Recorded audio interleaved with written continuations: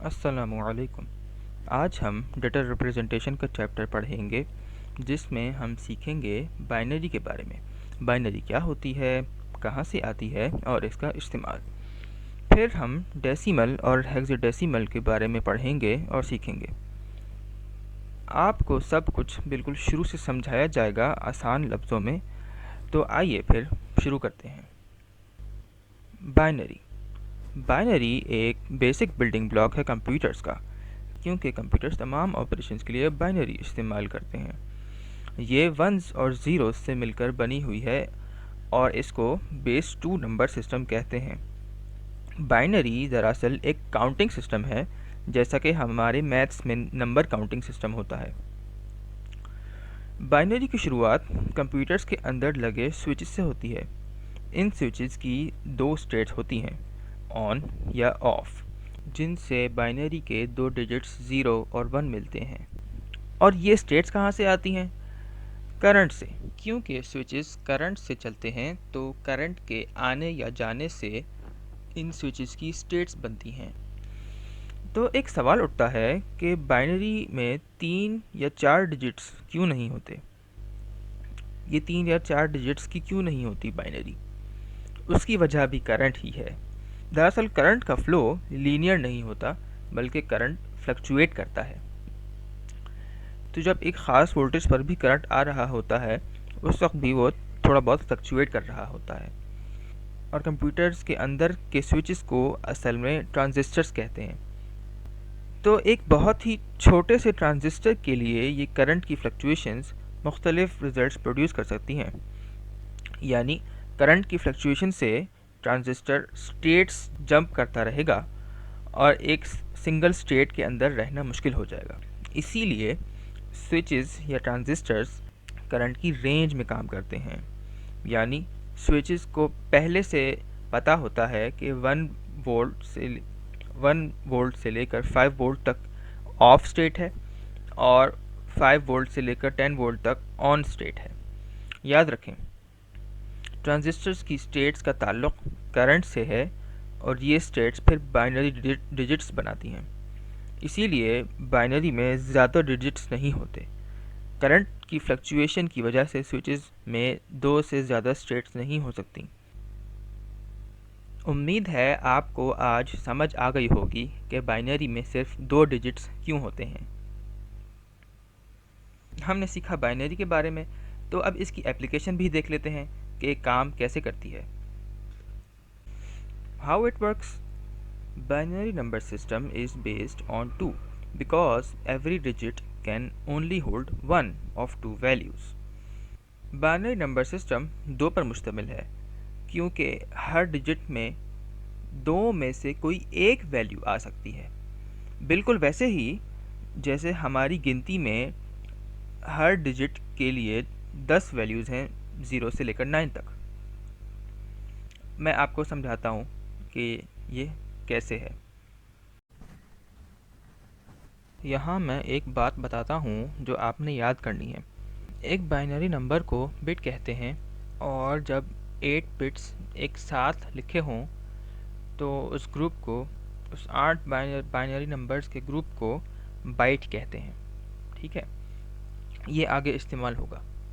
यहाँ मैंने एक सिंगल बाइनरी डिजिट के लिए स्क्वायर बनाया और इसमें या तो 0 आ सकता है या 1, क्योंकि बाइनरी में हमारे पास सिंगल डिजिट को रिप्रेजेंट करने के लिए सिर्फ 2 नंबर्स हैं, 0 या 1। अगर मैं 0 ले लेता हूँ तो हमारे पास रिज़ल्ट में 0 आ जाएगा, और अगर मैं 1 ले लेता हूँ तो हमारे पास रिज़ल्ट में 1 आ जाएगा। अब अगर मुझे कोई बड़ा नंबर लिखना है तो मैं क्या करूँ? हमारे पास तो सिंगल डिजिट में स्पेस ख़त्म हो गई है, तो अब मैं एक और सिंगल बाइनरी डिजिट बढ़ा दूँगा लेफ़्ट साइड पर, इस तरह। हमको पता है कि पहले बिट में 0 आएगा या 1, और उसी तरह दूसरे बिट में भी 0 आएगा या 1। तो अब हमारे पास 2 डिजिट बाइनरी नंबर है। इससे ज़्यादा बड़े बाइनरी नंबर्स को हम रिप्रेजेंट कर सकते हैं। हमको पता है कि सिंगल डिजिट बाइनरी नंबर के रिज़ल्ट 0 या 1 हो सकते हैं, जो हम अभी देख चुके हैं, तो वो मैं यहाँ लिख देता हूँ। अब हम जब दूसरे बिट के नंबर्स लिख रहे होंगे तो उसके रिज़ल्ट्स पहले बिट के साथ लिखे जाएंगे। अगर हम पहले बिट में 0 चूज़ करते हैं तो फिर हमारे पास 0 के साथ या तो 0 आएगा, नहीं तो फिर 0 के साथ 1 आएगा। उसी तरह अगर हम पहले बिट में 1 चूज़ करते हैं तो फिर दूसरे बिट में हमारे पास 1 के साथ या तो 0 आएगा या हमारे पास 1 के साथ 1 आएगा। इस तरह हम 2 बिट्स के साथ 4 बाइनरी नंबर्स बना सकते हैं। लेकिन अगर मुझे और बड़ा बाइनरी नंबर चाहिए तो फिर हम क्या करेंगे, हम एक बिट और लगा देंगे लेफ़्ट साइड पर इन 2 बिट्स के साथ। हर बिट के अंदर 0 या 1 आ सकता है, तो वो मैं यहाँ लिख देता हूँ। और पहले 2 बिट के रिज़ल्ट्स भी हमको मालूम हैं, तो वो भी मैं यहाँ लिख देता हूँ।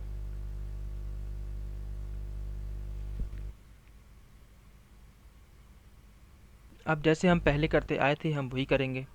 तो अगर हमने पहले 2 बिट्स में 0 0 चूज़ किया था, तो फिर अगले बिट में या थर्ड बिट में हमारे पास क्या होगा, तो हम लिखेंगे 0 0 और फिर 0, नहीं तो फिर हमारे पास होगा 0 0 1। उसी तरह अगर हमने पहले 2 बिट्स में 0 और 1 चूज़ किया होता तो हमारे पास कॉम्बिनेशन बनता है 0 1 0 0 1 1। और अगर हमने 1 0 चूज़ किया होता तो हमारे पास बनता 1 0 0 0 और 1 0 1। और अगर हमने 1 1 चूज़ किया होता शुरू के 2 बिट्स में तो हमारे पास कॉम्बिनेशन बनता 1 1 0 0 और 1 1 1। और फिर इसी तरह ये ट्रेंड कंटिन्यू होगा। और आप देख सकते हैं कि जैसे जैसे नंबर ऑफ़ बिट्स बढ़ते जाते हैं वैसे वैसे बाइनरी नंबर्स के हमारे पास डिफरेंट रिज़ल्ट्स आते जाते हैं, यानी कि हम डिफरेंट नंबर्स को मुख्तलिफ बाइनरी के कॉम्बिनेशन से रिप्रेजेंट कर सकते हैं। और अगर आप देखें तो आप एक बात और अपने ध्यान में लाएं, हर बिट के इंक्रीज़ के साथ जो नंबर ऑफ़ रिज़ल्ट्स होते हैं वो मल्टीप्लाई बाय 2 हो जाते हैं। मसलन जब हमारे पास सिंगल बिट था तो हमारे पास 2 बाइनरी नंबर्स थे। जब हमारे पास 2 बिट्स हो गए तो हमारे पास 4 बाइनरी नंबर्स आए। जब हमारे पास 3 बिट्स हो गए तो हमारे पास कितने आए, 1 1 2 3 4 5 6 7 और 8। तो इसका मतलब क्या है, अगर हम आगे बढ़ें, एक बिट और बढ़ा दें, अब अगर हम 4 बिट्स कर दें तो ये क्या होगा, ये भी मल्टीप्लाई बाय 2 हो जाएगा। 8 मल्टीप्लाई बाय 2 हो जाएगा तो 8 2 16 होता है। तो यानी कि हमारे पास 16 डिफरेंट बाइनरी के कॉम्बिनेशंस आएंगे, यानी कि 16 डिफरेंट बाइनरी नंबर्स या 16 डिफरेंट नंबर्स जिनको हम बाइनरी में रिप्रेजेंट कर सकते हैं। तो इससे हमको क्या मालूम चलता है, इससे हमको ये पता चलता है कि ये बाइनरी जो नंबर सिस्टम है वो 2 की पावर x कर लें, x कह लें, या इसको 2 की पावर n को फॉलो करता है। ठीक है, अब यहाँ पर इधर क्या था, 1 बिट में जो था 2 की पावर 1 थी, 2 बिट्स में जो था 2 की पावर 2 थी, 3 बिट्स में क्या था, 3 बिट्स के लिए मैं ऊपर लिख देता हूँ, 3 बिट्स के लिए थी 2 की पावर 3। उससे हमको 8 डिफरेंट बाइनरी कॉम्बिनेशंस मिले, 8 डिफरेंट बाइनरी नंबर्स मिले हमको। ठीक है, तो इसी तरह से फिर क्या होगा, जब हम 4 बिट्स में जाएंगे तो हमको 4 बिट्स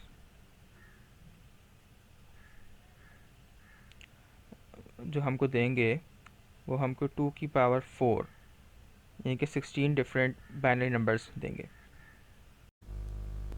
तो अब आपको समझ आ गई होगी कि बाइनरी बेस 2 नंबर सिस्टम क्यों होता है और इसका 2 की पावर से क्या ताल्लुक़ है।